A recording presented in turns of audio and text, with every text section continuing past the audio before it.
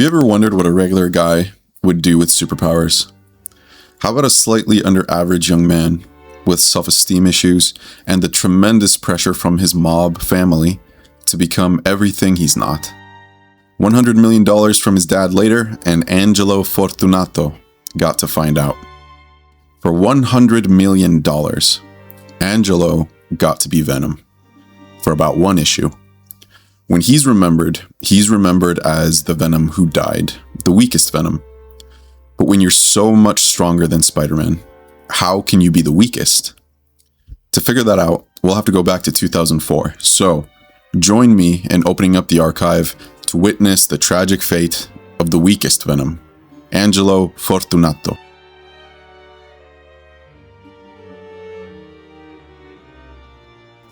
To understand Angelo's weakness, we need to make one thing clear.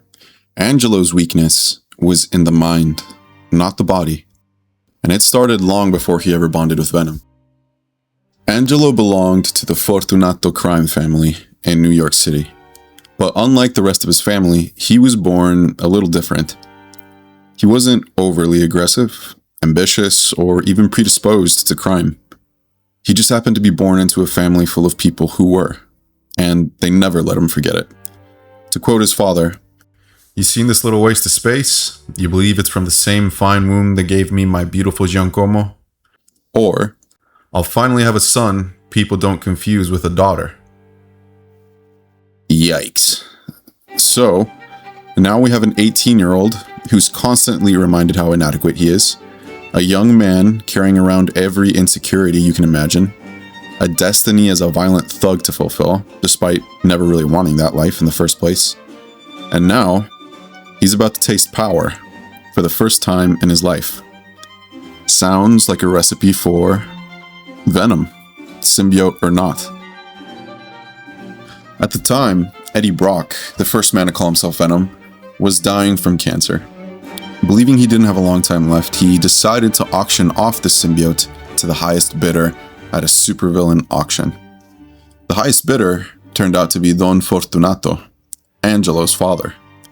Don Fortunato wasn't just buying muscle for his criminal empire, he was trying to make something of his son. The bidding climbed all the way to $100 million, and Eddie Brock donated every penny to charities around the world before asking Angelo one very simple question. Do you really want this? Do you want to throw your life away for this? And Angelo answered, "Man, I'm 5'9", 110 pounds, and the only girls that even talk to me are the ones my dad rents every birthday and Christmas. Exactly what am I throwing away here?"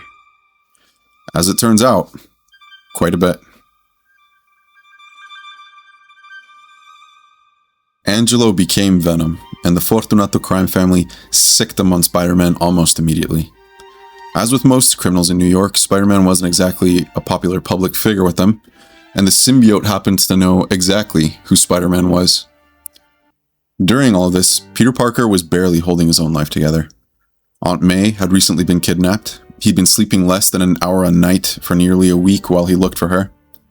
And yet, tonight he was trying to enjoy something normal. His 10-year high school reunion. Spider-Man had also recently found himself with a $5 million bounty on his identity after J. Jonah Jameson offered a reward for anyone who could prove who Spider-Man really was. Naturally, that led to plenty of fake Spider-Men looking to cash that in. That detail will have consequences later. But for a few moments, Peter Parker got to do something else. He got to show off his wife, Mary Jane, and enjoy watching the classmates who used to bully him stare in disbelief at the life that he'd built. Because Peter was also about 110 pounds in high school. Girls didn't really look at him. He was insecure. He knew exactly what it felt like to be powerless. The difference was, Peter had Uncle Ben. Angelo had Don Fortunato. When Peter first tasted power as Spider-Man, it went to his head too. The price he paid was Uncle Ben's life. That tragedy redirected Peter onto the path he'd walk for the rest of his life.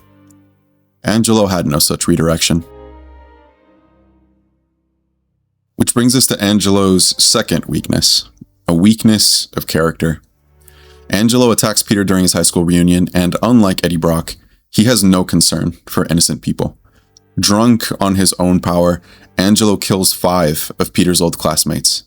He lands heavy shots. He finally gets to show what he can do, and with the symbiote guiding him, it's too easy. Angelo gives himself over to the symbiote's instincts, and it knows how to fight Spider-Man. And for a while, it's winning. Venom damages one of Peter's web shooters, aiming to cripple his movement. Peter immediately notices something. This Venom is twice the size Eddie Brock ever was. The symbiote fed on every insecurity Angelo ever had, carried over 18 years, and suddenly he had more power than he'd ever dreamed of. Peter had felt that same temptation himself when he wore the symbiote. The difference was, Peter rejected it. Angelo is embracing it. Angelo even begins experimenting with powers Eddie Brock took months to master. He disappears from sight, blocks Spider-Man's senses, and leads Peter straight into the city. Spider-Man makes one final plea. He tells Angelo to stop before it's too late, that he doesn't understand what this power will turn him into. And Angelo responds.